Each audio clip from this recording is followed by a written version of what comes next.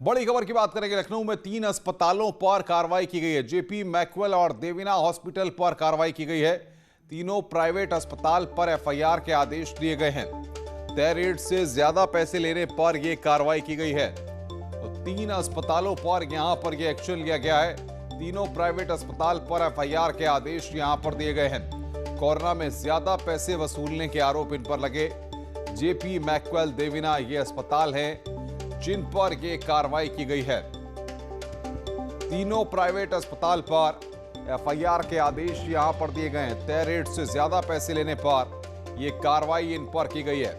Corona काल में जब मरीजों को भर्ती करने के लिए वहां पर दिक्कतें थी, तब यहां पर इन्होंने मनमाने पैसे वसूले हैं। इसको लेकर के एफआईआर दर्ज हुई है। ऋषभ मणि बातचीत करने के लिए हमारे संवाददाता फोन लाइन पर हमारे साथ जुड़ रहे हैं।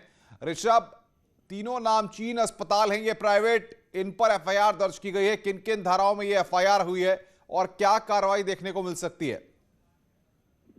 अनुपम, देखिए, अभी जो एफआईआर दर्ज हुई है महामारी एक्ट में हुई है। कुछ धोखाधड़ी की उसमें धाराएं लगी हुई हैं। जो नोडल अफसर हैं कोरोना को लेकर, डॉक्टर रोशन जैकब सीनियर आईएएस अफसर हैं, उनके पास लगातार ये शिकायतें आ रही थी कि ये अस्पताल ओवर रेटिंग कर रहे हैं। सरकार की ओर से तमाम जो चार्जेस तय किए गए थे उससे ऊपर ये पैसा ले रहे हैं और तकरीबन 40 से 80% तक शुल्क ज्यादा वसूला जा रहा था मरीजों का। तो तमाम कागजातों को रोशन जैकब ने खुद चेक किया है। उन्होंने अपनी एक टीम भेजी थी, उन्होंने उसको वेरीफाई किया है। उसके बाद ये जेपी हॉस्पिटल है, मैक्सवेल हॉस्पिटल है और देवीना हॉस्पिटल है, इन 3 अस्पतालों के खिलाफ एफआईआर लिखने के आदेश दिए गए थे। और एक मैसेज देने की कोशिश की गई है कि महामारी के इस दौर में आदमी पहले से ही परेशान है। अस्पताल के का जो निर्धारित शुल्क है, जो तमाम सुविधाओं और इलाज और जांचों के लिए सरकार की ओर से, शासन की ओर से शुल्क निर्धारित किया गया है, उतना ही शुल्क लिया जाए। लेकिन तमाम प्राइवेट अस्पताल ऐसे हैं जो अब भी बाज नहीं आ रहे हैं और इस आपदा में अवसर तलाश रहे हैं, जिनके ऊपर अब ये कार्रवाई की गई है और एक संदेश देने की कोशिश की गई है। अनुपम, ऋषभ, बहुत बहुत शुक्रिया आपका हमारे साथ जुड़ने के लिए और तमाम अपडेट्स देने के लिए। ऋषभ मणि त्रिपाठी इस वक्त की बड़ी खबर पर हमें अपडेट दे रहे थे। इधर मेरठ में कालाबाजारी पर कार्रवाई हुई है। पुलिस ने 10 ऑक्सीजन सिलेंडर जब्त किए हैं।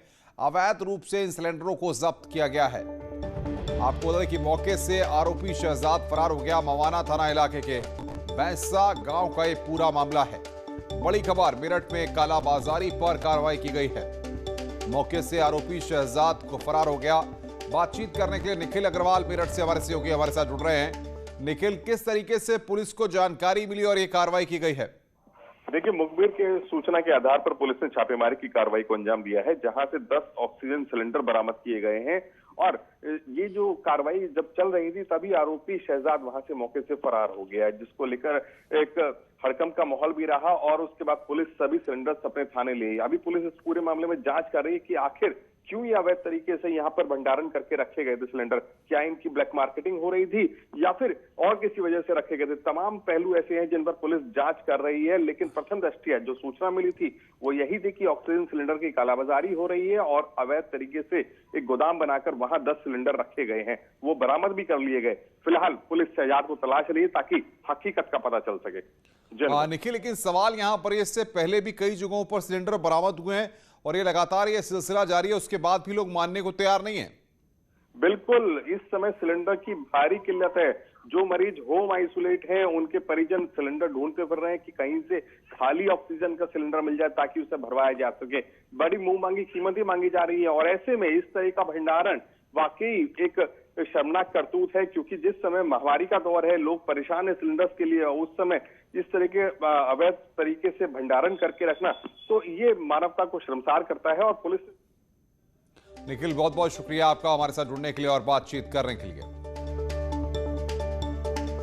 उन्नाव से खबर है, जहां पर व्यापारी की गोली मारकर हत्या की गई है। व्यापारी सतीश गुप्ता की लूटपाट के बाद हत्या की गई है। हत्या की सूचना पर मौके पर पहुंची पुलिस। हत्याकांड की जांच में पुलिस जुटी हुई है। तो बड़ी खबर इस वक्त की उन्नाव से, जहां पर व्यापारी की हत्या की वारदात सामने आई है। व्यापारी से लूटपाट की गई। टीमें बनाकर जांच में पुलिस की टीमें जुटी हुई हैं। बांगरमऊ कोतवाली क्षेत्र में यह वारदात हुई है।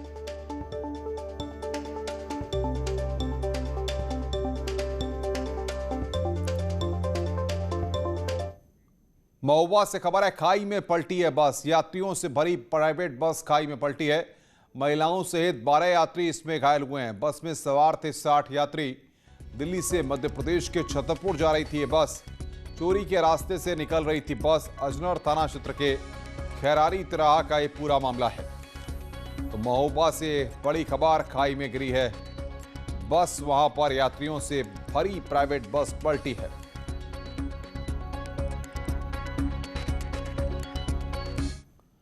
खबर फतेहपुर से, जहां पर बारात में जा रहा एक ट्रैक्टर अनियंत्रित होकर पीपा पुल से यमुना नदी में गिर गया।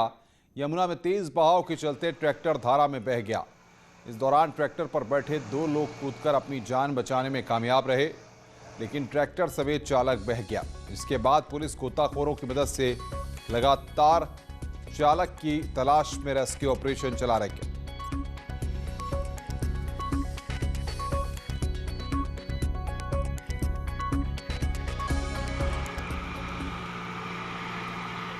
सरकार की सख्ती के बावजूद मुनाफाखोर आपदा में भी अफसर तलाश रहे हैं। कई जगह मुनाफाखोर लोगों की मजबूरी का फायदा उठाकर सांसों का सौदा कर रहे हैं। मुरादाबाद में एम्बुलेंस ड्राइवर्स की मनमानी देखी जा रही है, जबकि सीएम योगी के साफ निर्देश के बाद हर जिले में एम्बुलेंस के रेट फिक्स कर दिए गए हैं। फिर भी मुरादाबाद में एम्बुलेंस ड्राइवर 3,000 की जगह 12,000 रुपए तक वसूल रहे हैं। ऐसे मुनाफाखोरों को बेनकाब करने के लिए न्यूज 18 ने स्टिंग ऑपरेशन किया। इसमें हमारे अंडर कवर रिपोर्टर ने नॉन कोविड मरीज को जिले के अंदर ही दूसरी जगह ले जाने की बात की, तो जहां 3 से 5,000 रुपए किराया होना चाहिए, वहां ये लोग 18,000 रुपए तक वसूल रहे हैं। अब ये 12,000 रुपये लेंगे। 12,000 रुपये मुरादाबाद से खुशहालपुर रोड डिडोरी गांव से मेरठ मेडिकल कॉलेज के छोड़ने के ये खाली 12,000 रुपये। उसके बाद अगर रिवर्स होते हैं किसी वजह से तो आधे पैसे ले जाएंगे, लेकिन ऑक्सीजन फिर उसके बाद कोई गारंटी नहीं ऑक्सीजन हो या ना हो। क्या होते हैं मतलब? आधे पैसे रिवर्स ले जाएंगे, मुरादाबाद आएंगे आप दोबारा से तो। अच्छा, साथ आएंगे तुम्हारे ये तो। छोड़ने के पैसे खाली आपको। अच्छा, छोड़ने की बात ये बात है, देखो ऑक्सीजन की फिर कोई गारंटी नहीं है, समझे आप, क्योंकि यहाँ से जितनी भी ऑक्सीजन होगी वेस्ट हो जाएगी, वो तो बनेगी तो है नहीं उसके अंदर। छोड़ने के 12,000, उधर से आएंगे तो 6,000। अच्छा, यानी कि लोटा फेरी 12 और 6 18,000। तो आप देखो वहाँ कन्फर्म करके जाइएगा कि व्यवस्था हो रही है तो जाओ, क्योंकि सब जगह हालात बहुत बुरे चल रहे हैं। पेशेंट चले तो जाता है।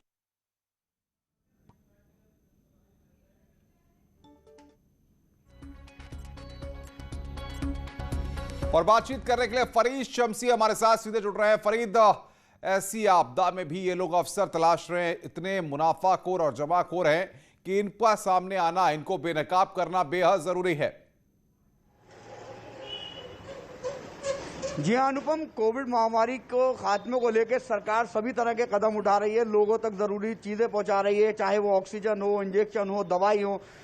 लेकिन आपदा में अफसर ढूंढने वाले कुछ ऐसे लोग भी हैं जो ऐसे मौके का फायदा उठा रहे हैं और लोगों की मजबूरी का फायदा उठा रहे हैं। मुरादाबाद में जब इस तरह की हमें शिकायतें मिली कि एम्बुलेंस वाले मनमानी कर रहे हैं और 3-3, 4-4 गुना पैसे ले रहे हैं, तो हमने एक अभियान शुरू किया खामोशी के साथ। अपने अंडरकवर मेरे साथी हैं पीयूष शर्मा, उनके साथ, कि हम लोग ऐसी एम्बुलेंस के पता कराएं जो पैसे मांगते हैं। और हमने कल पूरे दिन अलग अलग शहर के निजी अस्पतालों के आगे इस तरह का स्टिंग ऑपरेशन किया, जिसमें एम्बुलेंस वाले पैसे मांगते हुए नजर आए। मेरे साथ एक बार खुद पीयूष है, मैं एक बार पीयूष से आपके सामने बात करूंगा। पीयूष, किस तरह बात की आपने उनसे? कि हमने लोगों से जगह जगह जाकर बात की तो हमें पता चला 2 गुना 3 गुना ज़्यादा किराया वसूल रहे हैं। महामारी का समय चल रहा है, ऐसे में उनका बनता था कि वो लोगों की मदद करें, सहयोग करें, लेकिन नहीं, वो तो डबल दुगना तिगना किराया। आपकी जब बात हुई, कितना किराया मांगा उन्होंने आपसे नॉर्मल एम्बुलेंस का? नॉर्मल एम्बुलेंस का 12,000, 13,000, 15,000 तक किराया मांगा था। तो आपने देखा अनुपम कि किस तरह यहाँ पर 3 गुने 4 गुने रेट मांगे जा रहे हैं, जबकि डीएम मुरादाबाद ने एक रेट लिस्ट जारी की है कि बिना ऑक्सीजन वाली जो एम्बुलेंस है पहले 10 किलोमीटर के लिए उसे 1,000 रुपए लेने होंगे, और उससे ऊपर अगर उसे कहीं जाना है तो 30 रुपए किलोमीटर। तो मुरादाबाद से मेरठ की दूरी 117-120 किलोमीटर है, तो वहां के अगर बात करेंगे तो 4,500 रुपए बनते हैं, लेकिन वो 7,000 12,000 रुपए मांग रहे हैं। और उसमें भी एक एम्बुलेंस चालक ने यह कहा कि अगर आप वहां से वापस आएंगे तो हम 18,000 रुपए लेंगे, यानी कि 12,000 जाने के और 6,000 वापस आने के, तो 18,000। जी अनुपम। फरीद, इनसे जानिए कि आखिर जब जिस तरीके से बातचीत कर रहे थे इस पूरे स्टिंग के दौरान, तो ये जो प्राइवेट एम्बुलेंस का चालक था बार बार ये किस बात को कह रहा था? ये क्या एक ही रेट तय कर रहा था या रेट को इसने कम भी किया? किस तरीके से बात शुरू हुई, जरा बता पाए तो आप भी बताइए, या ये भी बता पाए हमें। जी, जी पीयूष से मैं पूछता हूँ, पीयूष बताएंगे कि पीयूष जब आपने रेट तय किए तो मोल भाव भी किया, पूरी बात बताइए जरा, हम दर्शकों को बताना चाहते हैं कैसा चल रहा है ये। जी हमने मोल भाव किया, हमने कहा हमें खुशहालपुर रोड पर डिडोरी गांव पड़ता है, वहाँ से मेरठ मेडिकल कॉलेज के लिए जाना है, नॉर्मल एम्बुलेंस लेनी है। तो उन्होंने कहा कि 13,000 लगेंगे, किसी ने कहा 15,000 लगेंगे, किसी ने आने और जाने का 18,000 भी बताया था। आपने ये भी कहा कि गरीब हैं, कुछ कंसेशन कीजिए। हमने उनसे अपील भी की, हम गरीब आदमी हैं साहब, देख लीजिए मदद हो जाए थोड़ी सी किसी की, लेकिन वो नहीं माने। वो कह रहे थे यहाँ पे तो गरीब लोग ही आते हैं। जी अनुपम, आपने सुना पीयूष ने जब स्टिंग किया तो उनसे बात भी की लोगों से, लेकिन उन्होंने कोई कंसेशन नहीं दिया और अपनी मनमानी पे उतारू रहे। जी फरीद, बिल्कुल आप नजर बना के रखिए, आगे भी हम आपसे अपडेट लेंगे। और मुरादाबाद के प्रशासनिक अमले से हम कहेंगे कि न्यूज़ 18 ऐसे चेहरों को बेनकाब कर रहा है। आपकी स्क्रीन पर ये चेहरे हैं जिनको हम दिखा रहे हैं, एक बार फिर सुनाइए, हमारी टीम एक बार फिर सुनाए दर्शकों को कि किस तरीके से मुरादाबाद में मुनाफाखोर आम लोगों को लूटने का, ठगने का काम कर रहे हैं। छोड़ अब ये 12,000 रुपये लेंगे। 12,000 रुपये मुरादाबाद से खुशहालपुर रोड डिडोरी गांव से मेरठ मेडिकल कॉलेज के छोड़ने के ये खाली 12,000 रुपये। उसके बाद अगर रिवर्स होते हैं किसी वजह से तो आधे पैसे ले जाएंगे, लेकिन ऑक्सीजन फिर उसके बाद कोई गारंटी नहीं ऑक्सीजन हो या ना हो। क्या होते हैं मतलब? आधे पैसे रिवर्स ले जाएंगे, मुरादाबाद आएंगे आप दोबारा से तो। अच्छा साथ आएंगे तुम्हारे? ये छोड़ने के पैसे खाली आपको। अच्छा छोड़ने की बात, ये बात है देखो ऑक्सीजन की फिर कोई गारंटी नहीं है, समझे आप, क्योंकि यहाँ से जितनी भी ऑक्सीजन होगी वेस्ट हो जाएगी, वो तो बनेगी तो है नहीं उसके अंदर। छोड़ने के 12,000, उधर से आएंगे तो 6,000। अच्छा, यानी कि लोटा फेरी 12 और 6 18,000। तो आप मुझे वहाँ कंफर्म करके जाइएगा कि व्यवस्था हो रही है तो जाओ, क्योंकि सब जगह हालात बहुत बुरे चल रहे हैं, पेशेंट चले तो जाता है। रायबरेली से खबर, जहां पर दो पक्षों में मारपीट हुई है, दो पक्षों में जमकर लाठी डंडे चले हैं। मारपीट में दोनों पक्ष के कई लोग घायल हुए, मारपीट में कई महिलाएं भी वहां पर घायल हुई हैं। मधुकर थाने के जमालपुर की यह घटना है, दो पक्षों में जमकर लाठी डंडे चले। रायबरेली की ये तस्वीरें इस वक्त हम आपकी स्क्रीन पर आपको दिखा रहे हैं, किस तरीके से वहां पर दो पक्ष आमने सामने आ गए और दोनों पक्षों में जमकर लाठी डंडे चले हैं। ये तस्वीरें इस वक्त आपकी स्क्रीन पर, रायबरेली की ये तस्वीरें जो काफी विचलित करती हैं। मारपीट में दोनों पक्ष के कई लोग वहां पर घायल हो गए।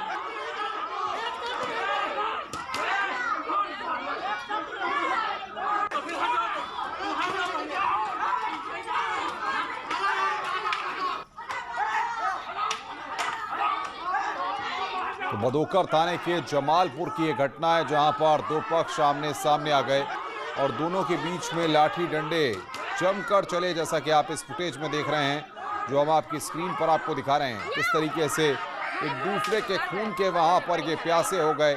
मारपीट में दोनों पक्ष के कई लोग वहां पर घायल हुए हैं। मधुकर थाने के जमालपुर की यह घटना है, इसमें दोनों पक्ष आमने सामने आए और लाठी डंडे लेकर एक दूसरे के खून के प्यासे हो गए। और बातचीत करने के लिए मोहन कृष्ण हमारे संवाददाता हमारे साथ रायबरेली से फोन लाइन पर जुड़ रहे हैं। मोहन, आखिर किस तरीके का विवाद था कि ये दोनों पक्ष इस तरीके से लाठी लेकर के एक दूसरे की जान के दुश्मन बन गए? जी अनुपम, आपको बताना चाहेंगे कल रात में जो है, कल शाम को देर शाम काफी बारिश हुई और बारिश का पानी जो है घरों के सामने जमा हो गया और जिसको सुबह जब हुई तो उसको निकालने को लेकर कहासुनी शुरू हुई और वो कहासुनी इतनी ज्यादा बढ़ गई दोनों पड़ोसियों के बीच में कि दोनों ही पड़ोसी लाठी डंडे लेकर एक दूसरे के खून के प्यासे हो गए। और स्थानीय लोग, आपको बताना चाहेंगे कि बहुत बहुत शुक्रिया मोहन हमारे साथ जुड़ने के लिए और बातचीत करने के लिए। फतेहपुर में चुनावी रंजिश को लेकर दोनों पक्षों में जमकर मारपीट हुई है, दोनों ओर से लाठी डंडे चले। इस मारपीट में 6 लोग गंभीर रूप से घायल हुए हैं। घायलों को अस्पताल में भर्ती कराया गया है। पुलिस ने दोनों पक्षों की तहरीर के आधार पर मुकदमा दर्ज कर कार्रवाई शुरू कर दी है। मामला जाफरगंज थाना क्षेत्र के बसंत खेड़ा गांव का है। मारपीट का वीडियो सोशल मीडिया पर वायरल हो रहा है। न्यूज़ 18 वीडियो की पुष्टि नहीं करता है। बसंत खेड़ा थाना जाफरगंज शिवशंकर सिंह पुत्र तेज बहादुर सिंह व विनय कुमार सिंह पुत्र राजेंद्र कुमार सिंह के समर्थकों के बीच चुनावी स्टंटबाजी को लेकर आपस में मारपीट, गाली गलौज, लड़ाई झगड़ा की घटना हुई है, जिसके संबंध दोनों पक्षों की तहरीर थाने पर मिली है। अभी पंजीकृत कर अग्रिम विधिक कार्रवाई की जा रही है। सीएम योगी आज 3 जिलों का दौरा करेंगे। सीएम योगी अलीगढ़, मथुरा और आगरा के दौरे पर रहेंगे। सीएम 11 बजे लखनऊ से रवाना होंगे। तीनों ही जिलों में सीएम कोविड की समीक्षा करेंगे। इसके साथ ही सीएम इस दौरान अस्पतालों का निरीक्षण भी कर सकते हैं। तीनों जिलों में सबसे पहले सीएम अलीगढ़ जाएंगे। अलीगढ़ के बाद मथुरा का दौरा करेंगे। मथुरा के बाद आगरा का दौरा करेंगे। पुलिस प्रशासन सीएम के दौरे को लेकर तैयारियां करने में जुटा हुआ रहा। अलीगढ़, मथुरा और आगरा का मुख्यमंत्री योगी आदित्यनाथ आज दौरा करेंगे। अलीगढ़, मथुरा के बाद सीएम योगी शाम को 3 घंटे तक ताज नगरी आगरा में रहेंगे। आगरा में सीएम योगी कोविड कंट्रोल रूम की व्यवस्थाओं को देखेंगे। क्या तैयारी वहां पर है, बता रहे हैं हमारे संवाददाता हिमांशु त्रिपाठी। दूसरी लहर पर नियंत्रण पाने में सीएम योगी ने जिस तरह का कार्य किया है उसकी तारीफ WHO ने भी की है। तो सीएम योगी ब्रज क्षेत्र में आज रहेंगे दौरे पर और अलीगढ़, मथुरा के बाद आगरा आएंगे। सीएम योगी एसएन मेडिकल कॉलेज आएंगे और एसएन मेडिकल कॉलेज की व्यवस्थाओं का जायजा लेंगे। चूंकि एसएन मेडिकल कॉलेज ऐसा मेडिकल कॉलेज है जहां बड़ा कोविड हॉस्पिटल है और 11 जिलों के लोग, यानी जो 11 जिलों के पीड़ित मरीज हैं उनमें जिनकी हालत सीरियस होती है वो एसएन मेडिकल कॉलेज में ही आते हैं कोविड का इलाज कराने। तो सीएम योगी एसएन मेडिकल कॉलेज के अतिथि गृह में बैठक लेंगे और इस बैठक में यहीं पर वो बैठक होगी और इस बैठक में जिले के तमाम वरिष्ठ अधिकारी मौजूद रहेंगे। साथ ही साथ एसएन मेडिकल कॉलेज के तमाम प्रोफेसर, एसोसिएट प्रोफेसर ये सब रहेंगे। इसके बाद सीएम योगी जाएंगे नगर निगम में जहां कोविड को लेकर के बड़ा नियंत्रण कक्ष स्थापित किया गया है, कोविड कमांड कंट्रोल रूम। तो वहां भी सीएम योगी उसका जायजा लेंगे। इसके अलावा मुख्यमंत्री योगी आगरा के किसी गांव का भ्रमण भी कर सकते हैं और जो निगरानी समितियां बनाई गई हैं उसकी स्थिति क्या है उसका भी जायजा लेंगे। कैमरामैन बंटी के साथ हिमांशु त्रिपाठी, न्यूज़ 18 आगरा। खबरों का सिलसिला लगातार जारी है। फिलहाल इस बुलेटिन में इतना ही। नमस्कार।